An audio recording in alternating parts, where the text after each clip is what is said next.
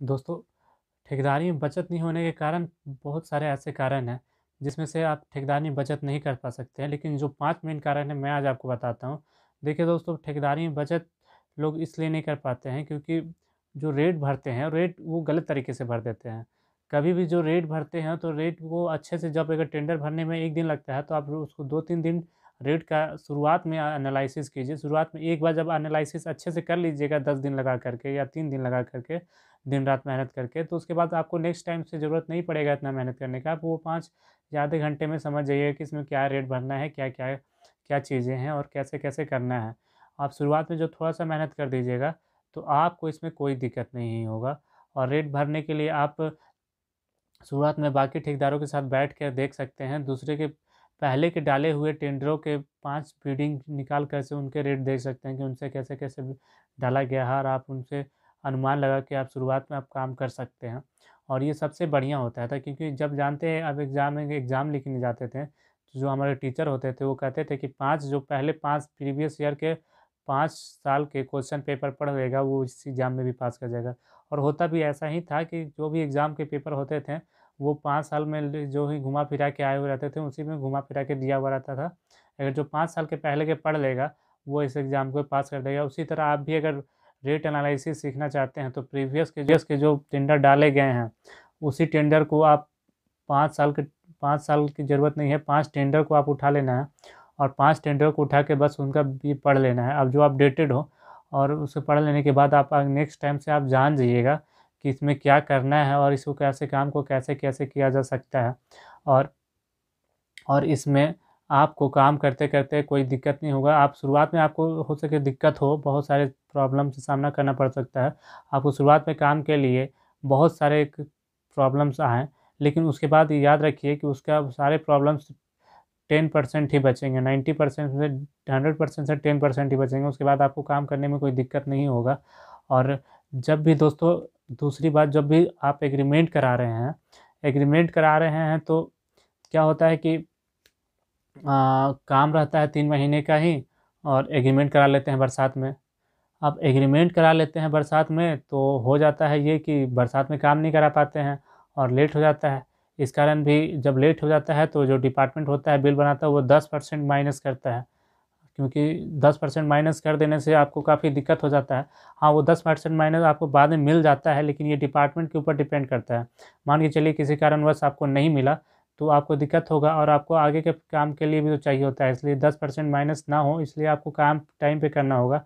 और प्लस काफ़ी आपका जो प्रोजेक्ट होता है टाइम एक्सटेंशन में चला जाता है। टाइम एक्सटेंशन में जाने के लिए, आपको बचाने के लिए उसमें काम करते रहना, काम टाइमली टाइम टू टाइम करता होगा और देख के काम करना होगा। तीसरा दोस्तों, बहुत बार क्या होता है कि आपको मटेरियल के अप्स एंड डाउन का पता चलेगा। क्या-क्या होता है कि कभी कोई मटेरियल आप हाई हाई हो जाता है और कभी-कभी मटेरियल कोई डाउन हो जाता है। जैसे आप मान के चलते हैं कि बालू और सीमेंट का काम तो हर कंस्ट्रक्शन और जो हर ठेकेदारी में ज़रूरत पड़ता ही है, और जो सिविल के ठेकेदारी में तो खासकर ज़रूरत पड़ता है। अब जैसे मान के चलते हैं कि बरसात का जो टाइम होता है, उस टाइम बालू का जो रेट होता है वो भाग जाता है, काफ़ी हाई हो जाता है थोड़ा-सा। हर स्टेट का ऐसा बात होता है, बिहार, झारखंड ये सब में तो काफ़ी होता है, हाई हो जाता है। और बिहार में तो ख़ासकर, क्योंकि उस टाइम वो बालू का जो खनन होता है वो रोक दिया जाता है। और सेम टू सेम हर स्टेट में वैसे ही होता है, क्योंकि बरसात के टाइम में खनन करना मना रहता है। जब बालू का जो खनन करना रहता है मना कर दिया जाता है, तो उस टाइम बालू का रेट बढ़ जाता है। सेम टू सेम वैसे ही बरसात में सीमेंट का दाम घट जाता है। अब बरसात में काम करिएगा तो बालू का रेट आपको हाई मिलेगा और सीमेंट का रेट कम मिलेगा। तो आप ऐसा कीजिए, या तो सीमेंट को स्टोर कर लीजिए, या तो आप बालू को स्टोर कर लीजिए।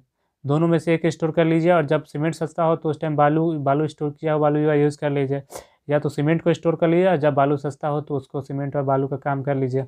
आप अपने अकॉर्डिंग देखिए कि क्या काम क्या हो सकता है और आप कैसे इसको कर सकते हैं। और अब जब चौथा चीज़ है कि आप हमेशा पेमेंट को, क्या होता है कि पेमेंट के प्रति एक्टिव नहीं रहते हैं लोग। पेमेंट पेमेंट जैसे ही आप काम लगाएँ वैसे पेमेंट के लिए भी लगा दीजिए। काम लगाएँ ना लगाएँ, आप पेमेंट पहले लगा दीजिए। आप ऐसा कर सकते हैं।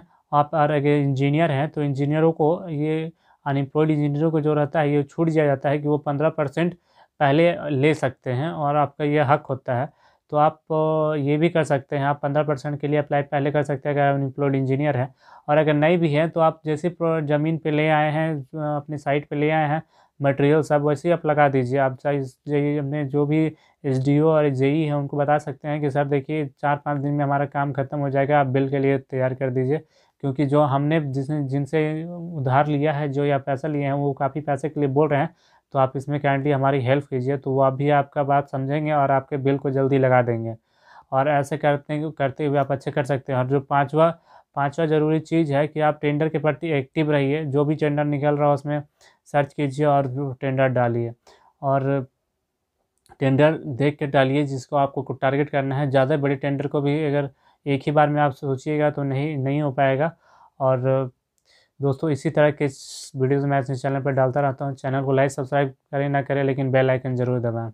मिलते हैं अपने नेक्स्ट वीडियो में, तब तक के लिए जय हिंद जय भारत।